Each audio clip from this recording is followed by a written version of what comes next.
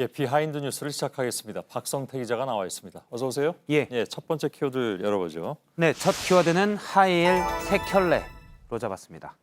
예, 하이힐 세 켤레. 왜 이 얘기가 나왔습니까? 네, 박근혜 전 대통령의 마지막 민정수석이었던 조대환 변호사가 곧 회고록을 출간합니다. 예. 이 하이힐은 그 회고록에 나온 내용인데요.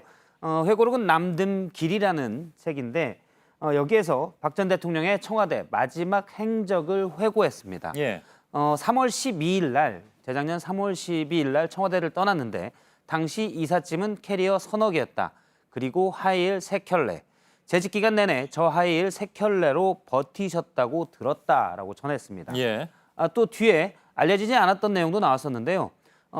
당시 청와대에서 떠날 때 도중에 도랑에 발이 빠졌는데 발목이 괜찮으신지 확인을 못했다라는 부분도 있습니다. 예. 하이힐만 놓고 보면 박 전 대통령이 좀 검소했다라는 건데요. 앞서 버티셨다고 얘기한 것처럼 조대환 당시 수석도 전해 들은 얘기고요. 뭐 본인의 재직 기간이 길지 않으니까요. 그렇습니다. 예.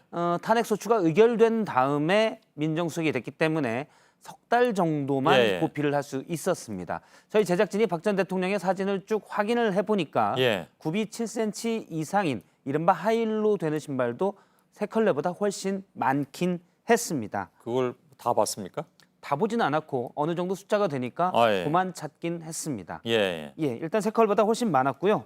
물론 박 전 대통령의 옷은 최순실 씨가 공급을 했지만 구두를 사줬다는 말은 없었기 때문에 예. 이 부분은 좀 그럴 수도 있는데요. 하지만 박 전 대통령이 외부 행사를 갈 때 전용 화장대를 설치하고 전용 거울, 심지어 전용 화장실까지 설치했다는 게 뒤에 확인이 됐기 때문에 다 나온 얘기긴 하죠. 예, 검소한 것과는 좀 거리가 멀어 보입니다. 예. 근데 갑자기 이렇게 회고록 등이 나오는 그 배경도 혹시 좀 알아봤습니까?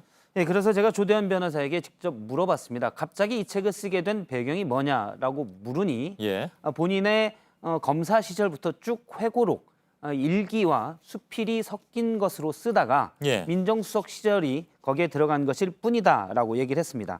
한편 조대환 수석은 당시에 박 전 대통령에 대한 탄핵이 위헌적이고 위법적이다라고 주장을 했는데요. 예. 사실 민정수석이 되기 약 2달 전쯤에 본인 페이스북에 올린 글에서는 박 전 대통령이 뇌물을 지금 검찰들이 당시에 직권남용으로 보고 있는데 뇌물이 맞다라는 쪽으로 더 강한 혐의가 맞다는 쪽으로 얘기를 펴기도 했습니다. 예. 그래서 그때의 주장과 다른 게 아니냐라고 묻자 당시의 주장은 잘못된 사실에 기반한 일시적인 견해였을 뿐이다라고 해명했습니다. 예.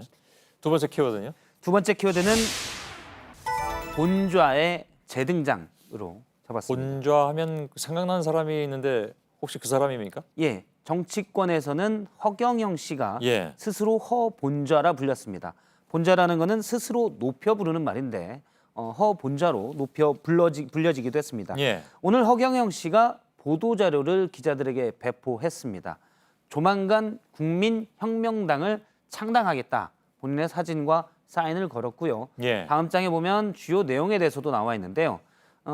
조만간 창당대회를 열 텐데 당대표에는 허경영 씨를 추대하고 대통령 후보는 허경경 씨를 추대하겠다라고 보도자료에 되어 있습니다. 허경경 씨는 누굽니까? 그래서 혹시 허경자 돌림의 가족이 아닌가 해서 제가 직접 물어봤습니다. 누구한테요? 대선 후보는 누구냐 허경영 씨에게 물어봤는데 본인하고 통화를 하셨어요? 예.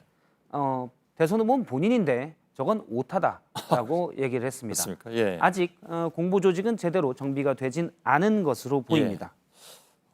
그나저나 아무튼 드디어 다시 등장을 하네요. 이번에. 예. 근데 그 당시 뭐 공약이 좀 황당하다 이런 얘기들이 많았는데 그래도 표는 제 기억에 몇만 표를 얻었던 것으로 기억을 하고. 그렇습니다. 예. 그리고 나중에 명예훼손으로 실형받기도 했었죠. 그렇습니다. 예. 2007년 대선에 출마를 했었습니다.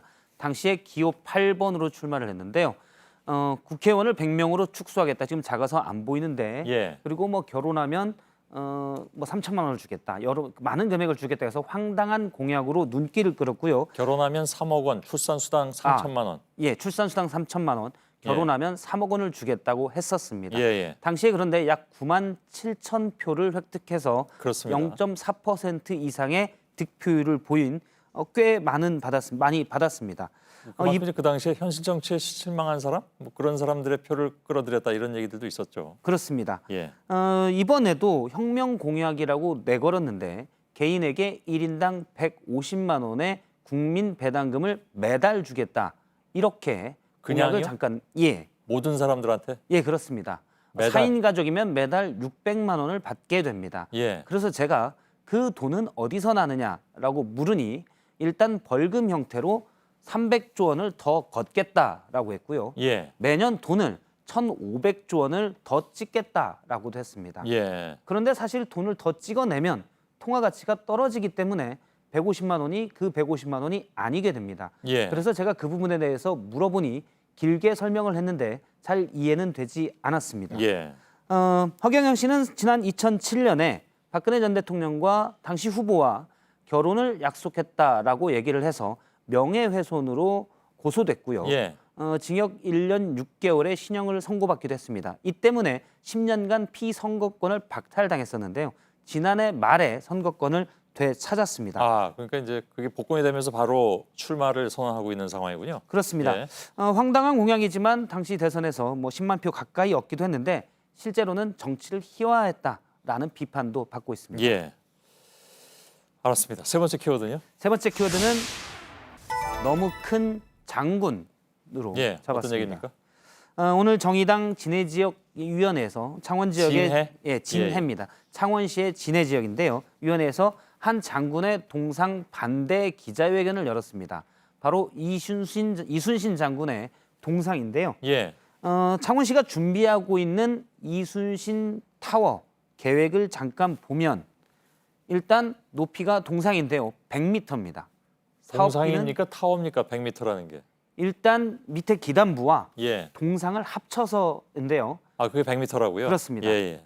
일단 나중에 이제 그림으로 잠깐 나올 텐데 계획되면은 동상 부분이 약 60%가 될 것으로 보입니다. 예, 예. 사업비는 200억 원을 예상하고 2021년까지 준공한다는 계획입니다. 예. 그런데 정의당 지역위원회는 대형 토건 사업으로 관광객을 유치한다는 것이 너무 구시대적인 발상이다라고 예. 했고요.